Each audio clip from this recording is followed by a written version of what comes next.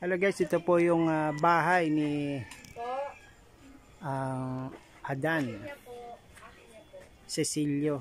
Si Nancy Adan Cecilio, ito po yung bahay. So hiningi niya po ito na mapagawa. Hindi po sila natutulog dito dahil sila tumutuloy dito sa malaking bahay ng matanda. Nanay at tatay niya na bedridden, doon sila natutulog. May dalawa po siyang anak, 12 at 18 years old na nag-aaral. So ito pong dati niyang bahay, ginagawa na pong tool room o parang paggawaan ng mga aluminum, glass ng kanyang asawa. Nangungontrata po yung asawa niya ng mga ganitong proyekto. Tindahan, aluminum stand, yan, may mga salamin siya. So ito yung hinihingi niya ng tulong na mapagawa. Hindi, sana meron pong mag-sponsor na mapagawa po ito. Itong kaniyang kusina ay wala na halos bubong. Wala na pong bubong. Oh. Okay.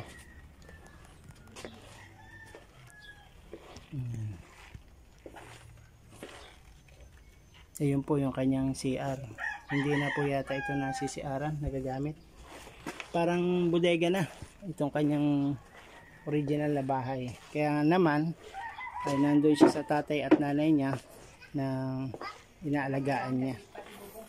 Opo. So andyan po yung tatay at nanay niya. Pwede kong mapuntahan. Sige, puntahan natin. So anak nyo, makikita natin ang anak nyo. Ay, nasa school po. Mister nyo po, makita natin. Po. Pwede pong makipasok. Sige po, tuloy na po. Si nanay na. Ito pala si nanay. Nanay. Diyan po hinihingi ko sana ng mga pambili ng diaper. Ayan, sana makatulong sa inyo kahit papano yung pinadala po sa atin ni Sir. Bless po, bless. Nakakausap pa. Dahil na. Pirang edad na ni Lola? Pirang siya? 27. 97? 77 po. Ay, 77. Okay. So, si mama nga, inanay ko din, 80. 80 na siya. Masakit na rin tuhod niya, pero pinipilit niyang gumalaw. Ito nga po, Naglalakad. ganyan. Hindi na yan maliliko pag hindi yan ini-stretch. Ganyan na po talaga yan. Ganyan na lang talaga po. Hindi mo na may diretso. Nag-umpisa po yan sa stroke victim Po siya. siya talaga. Ay kaya, 25 years na po siyang 25 years na. Kayo po ay anak niya rin. Opo. Bali kapatid niyo to si Nancy. Kayo po, ano pangalan niyo? Grace. Grace. Ayun. So may pamilya ka na rin. Mayroon na po, sir. Nag-aalaga ka rin kay Lola minsan. Palitan kayo. Opo, Lahat. naman po. Ay lang kayong magkakapatid na nag-aalaga, Nancy. Tatlo po. Tatlong palit-palitan kayo nag-aalaga. Kapatid Ayun. ko po yung isa. Mabuting anak. Kaya parang ano na po dito sa bahay nyo parang hospital na, hospital bed. Totoo ba yun? Hindi naman. Si tatay, nasaan? Si tatay. Nandun sa likod. Ganyan din, nakahiga din. Ano na, hindi na po siya nakapaglakad kung walang ano. Walang tungkod na ginagamit. Po siya, sir, bingi na sa sobrang Bingi na. Dapat Ito po yung tatay ni Nancy. Oo. Kamusta po kayo? Kumusta? Bless po. Dito, nagbibidyo. Ibibidyo po tayo. Ibibidyo ko po kayo. Video po, video.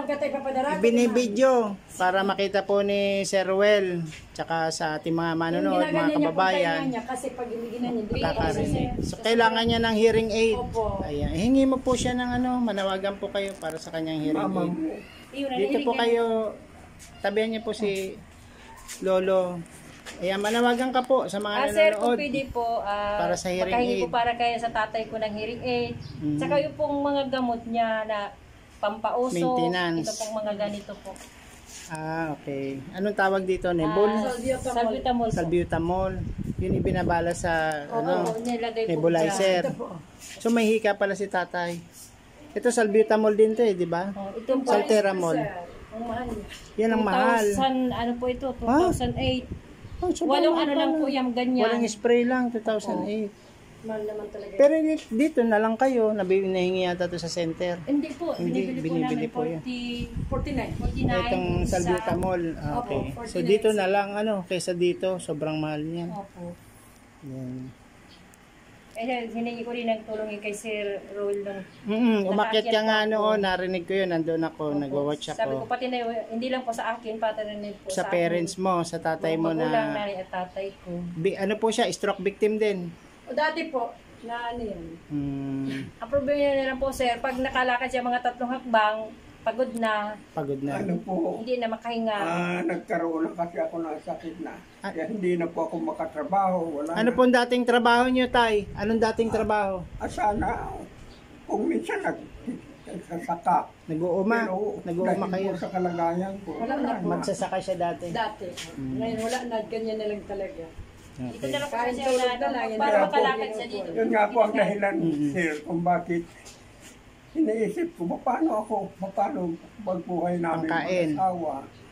Opo. Ngayon, Maintenance na may nakikita po ako dyan, pwede po history kung kunti. May nakikita po ako dyan na yung pang mga padyak na may battery. Opo. Ngayon sabi ko, Lord, nawa ay mayroong taong makatulong sa akin para mayroong makikitaan man lang araw-araw sa pagkain namin. Kasi wala po talaga kaming income mag-asawa. Maliban na mabigyan Sa kami mga ng anak. mga anak Mga anak namin. na lang po. Sabi ko kung mayroon sanang matutulong na gano'n, eh di mayroon po kaming pambili ng gatas at pambili ng Bigas. yan pong aking nebulizer kailangan po Ayun. kasi Sana po makatulong sa inyo yung dala kong grocery. May dala po akong grocery kay Nancy. Hiningi niya po kayo ng tulong. Meron akong dalang bigas, may itlog, may asukal, may gatas, may kape, tsaka po may noodles. Yun po yung mga kailangan niyo pang araw-araw. Sana po makatulong. Tsaka yung 1,000 na binigay ni Sir Roel Lipat. oo. Sana po makatulong. Hindi po namin kaya lahat ibigay yon. Yun lang pong kaya, yun na po ibibigay ng team namin. Kasi maliit pa po yung aming team. Salamat po sa inyong pagpapa-unlock sa pagbibideo. Thank you po.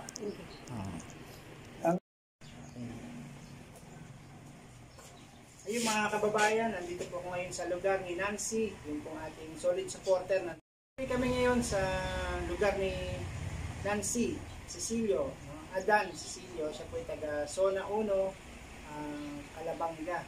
Dito po sa Camarines Pantano. Ayan po. Ang ating pong hinihingi ng tulong sa inyo guys, sana po matulungan natin ang ating kababayan na si Lolo, ang tatay po ni Nancy. Ano po pangalan niyo, Tay? Pangalan? Jesus po, Jesus Adan. Ang ganda po ng pangalan niyo, Jesus Adan. Yan po yung ating great Savior. Sana po maraming tumulong kay Tatay Jesus. At saka po kay sa misis niya na bedridden. At saka kay Nancy. Sana po tulungan natin guys. Kailangan talaga nila ng tulong sa ngayon. Dahil nga marami pong gamot si Lolo. Maraming salbutamol na kailangan. At pang araw-araw nilang pagkain. Kailangan po nila ng tulong natin. Shoutout po sa ating mga manonood. Maraming salamat po and God bless. Sir Roel Lipat and Mrs. Luz Lipat, salamat po sa inyong pagdalang pinansyal dito sa ating kababayan dito sa Camarines Sur. Mula po dito sa Camarines Sur, ito po si Long Tigidong. Sana po bigyan niyo po kami ng maraming tulong pa para sa kanila, sa mga mahirap po natin buhay. Salamat po. Ilang minutes? Nag-record? Oo. Nagre-record pa. Teka na. Ano nangyari?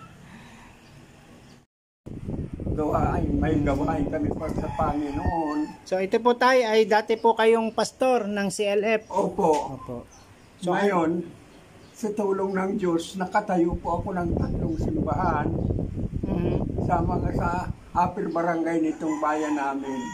Pero po dahil sa matanda na ako, siyempre po wala na. Naiwan ko na yung lahat na yon. Ngayon, kung minsan po yung pinapasyala naman nila kami rito para makita ko. Ang ginawa po nila ay yun, nilagyan nila ako dito ng parang simbahan na rin. Opo. Para sa ganon, patuloy din yung paglapit sa Panginoon. Kayo po ay nagsasalita pa din every Sunday. Nagsasalita pa kayo sa mga members. Opo. Nagbibigay pa rin kayo ng mensahe. Nagbibigay kayo ng mensahe. Opo. Tama po. Ngayon, nag-preach nga ako sa mga kapatiran. Opo. Pero po yung mga galing na sa sa Pinada, sa Buri, hindi na po nakakarating dito dahil mataas na malayo sila. Kaya nagtayo din po kayo ng tatlong ano, ilan pong church na yung naitayo nyo? Tatlo po. Tatlo na. Po. Pero po nung malakas pa ako, ngayon po nung matanda na ako, Ilang years old na po kayo? 81 years old. 81. Kaedad nyo po si mama, yung mama ko po 18. Ngayon, ang ginagawa po nila, pinapasyalan nila ako pag linggo, mayroon kaming gawain paglilingkod sa Panginoon. Yan po. Every anong oras po pag Sunday para sa mga nanonood po ay pumunta din. Nagsisimula pa kami rito alas 8 o alas 9 na. Umaga. Opo, gawa po ng galing pa naman sila sa barangay nila. Ngayon, ang mga pastor naman po, na mga kapwa ko pastor, may nagpapalit naman sa akin doon sa hindi ko na pupuntahan. Opo. Yung nga po isa kong manugang, willing naman siyang maglingkod sa Panginoon. Siya na muna ang fundamental dito sa Binanuan ng Grande, ang pinakahuli kong church na destinuhan ko. Siya na muna ang nag-ano diyan, nag-preach every Sunday. Yan, meron po kayong Bible ano. Salamat na lang sa Diyos. At ito nga po, buhay pa ako. Amen, amen. Salamat po. Opo. Yan po Ayun yung... lamang po ang hiling ko sa Diyos. Yung sabi ko, nawa ay mayroong kunting yung income ba araw-araw para sa pangangailangan namin. Opo. Yun, isa sa Hindi po kayo pensionado? Hindi kayo pensionado? Hindi po. Wala pa kayong pension galing Wala. DSWD? Wala po. Meron pong ipinamimigay ang naglingkod government ng 1,000 sa mga senior. Wala po. Wala kayo. Kapapasok niyo lang po sa senior Wala citizen. Ngayon lang naipasa. Kung kailan 80 years old na ano. Opo. 1,000 po yun galing sa LGU. Per Wala month. naman po. Wala, hindi ko po alam. Pag nai-apply nyo po yun, may i-refund sa inyo yun. Opo, i-apply nyo po yun. Saan yan? Sa LGU. LGU. LGU. Hindi ko yun alam kasi po Senior ngayon. Citizen Affair, meron kayong ID ng Senior Citizen, ID. Oo, mayroon. Sana po mapalakad yan ng presidente nyo dito sa lugar Kapapasok niyo nyo. lang po sa senior citizen. Nalate kayo sa pagpasok sa kanya. Pero Sana. dati na po siyang president siya ng senior citizen. Tapos, president po siya, pero hindi Pero siya nakakapasok. naglalakad. Hindi siya Opo. naglalakad ng pension Hindi niya. lang po galing, hindi sabi antay-antay na antay daw. Para makapasok siya. O, hanggang ganyan na siya. Ito guys, ang ID noon ni Pastor Jesus V. Adan. Siya po ay tumutulong sa nag-share ng mga Assembly of God po. Assembly of God ng ating salita ng Diyos, lalo na po sa kabundukan. Salamat po, Sir Jesus, Pastor Jesus. Thank you.